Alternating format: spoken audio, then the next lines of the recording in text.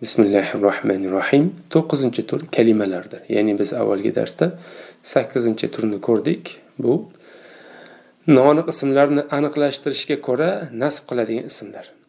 Endi bu o'rinda esa kalimalar bor. Bular ham nasb qiladi. Xo'p, ularni fe'llarning ismlari deb nomlanadi. Ba'zilari raf, ba'zilari esa nasb qilishadi. Ular 9 ta kalimadir. Nasb qiluvchi kalima 6 ta. Masalan, Ruvayda, muhlat ber. Ruvayda Zaydan, ya'ni amil Zaydan, Zaydga muhlat ber degan ma'nosida. Balha, bu tarqal fe'lining ismidir. Masalan, balha Zaydan, ya'ni da' Zaydan, Zaydni tark qil. Ya'ni ismi fi'l amrin deb bular. Dunaka, bu o'sha fe'lning ismidir. Dunaka Zaydan, ay khuz Zaydan, Zaydni ushla degani. Alayka, bu lozim tut fe'lining ismidir. Alayka Zaydan, ay ilzam Zaydan, Zaydni lozim tut degani. Xo'p, 5-si ha Zaydan, ay khuz Zaydan, ushla Zaydni degani.